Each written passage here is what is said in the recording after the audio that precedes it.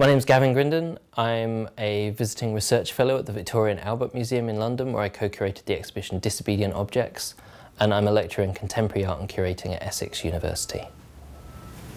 The way that museums represent the world, they have their own way of doing so that isn't that of a documentary or a book or whatever else.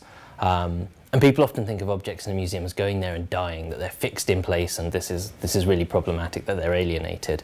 But museums offer a moment to look at the world slowly and intimately, to look at the things themselves in ways you often don't get to through other mediums and through other kind of experiences.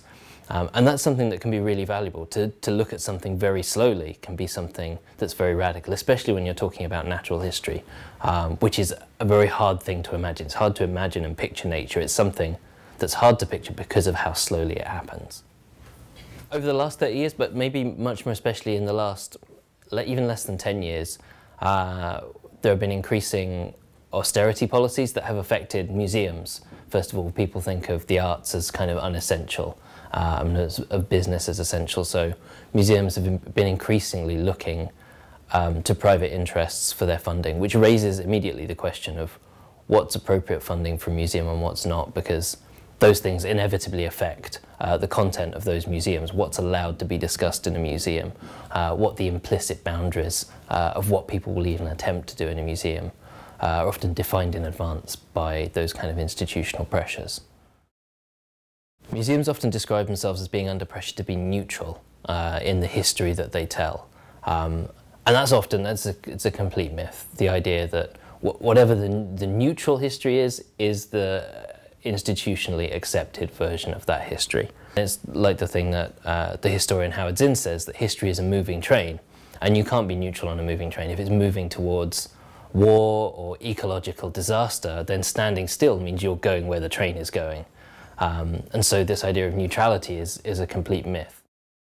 The way that the institutional pressures of funding and supports most often affect the curation is that things don't even begin. Curators don't even try to do a show that would be critical in some way of their funders or go against the values of their funders. So it's hard to even say, like, you can often say, oh, our curation is free, but you can say that because the curators haven't even tried to do something that would challenge the limits of where that freedom actually is. Museums as institutions are one of the key sites that confer legitimacy. So the reason, for example, an oil company or a drilling company or some other corporation wants to control a museum is that it gives it a social license to operate. It gives it that air of public acceptability, right? That if you keep seeing a bank's logo associated with high art, then it makes that bank seem somehow more sophisticated, more interwoven with our lives, with our culture. And it needs that acceptability as much as it needs the backroom business deal that it's doing, the legal permissions it has to obtain to get its business done, to function. What I think is a better position than asking museums to be neutral is asking museums to be responsible. They're spaces which are obliged to represent our history, to represent ourselves to us and the world around us. And insofar as they have that mission, even if it's failed in lots of time because of private ownership, the fact that that's still their primary function means they're full of political opportunity. So I think museums are full of opportunity in the way that they confer legitimacy on certain ways of seeing the world, on certain ways of acting. They normalize them. They take unpopular ideas and they make them seem normal. They take ways of behaving that seem strange and make them seem like that's how everyone now behaves. And a museum can be a really powerful point of doing that. That's the reason that corporations are interested in museums, and that's exactly the same reason that we should be interested in museums if we want to change things.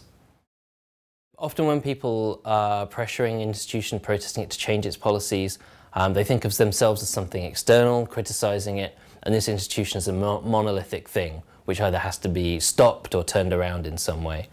And an institution with a public mission, like a museum, it's a little bit different, that we're also inside that institution, we're part of it. And it has an internal structure that has its own contradictions between perhaps the curators, and the gallery staff, people who deal with the objects and are there because they care about the stories being told, and often would like to be doing things that perhaps they aren't allowed to, within the structure of the museum, and people perhaps on the board of directors and the board of trustees, who are perhaps, in the case of the Tate, members of oil companies. And there can be a conflict of interest there, and that can become a division within the institution, which is a potential. There are already lots of people within the institution who agree with the people who are protesting against it, who would like to find opportunities to work with them and to support them in order to change the institution they work with, in order to make it a better institution, to make it more accountable and more public. First kind of principle, practical victory, would be to delegitimize funding around by corporations, especially by oil companies, drilling companies, gas companies, around natural history museums and around art museums more generally.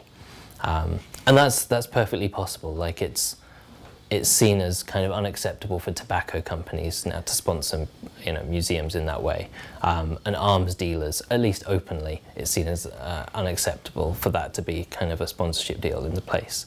And it's perfectly within the realms of possibility that we could shift oil and gas sponsorship into that same sector, that they couldn't have that space in public life. If that's the case, then what else does that mean could happen in arts institutions? What kind of museum could we have where we're not just fighting a rearguard action against some of the sponsors and the horrible things that they're doing, the stories they're trying to tell? What spaces would that open up for cultural activism? What institutional footholds would that provide for activists? What public visibility would that give to different campaigns, different perspectives? So it's not just that this campaign would win, but it would open up the museum as an increased institutional foothold for other kinds of social change. It wouldn't merely be a place that reflects those changes, but could help to build them in the future.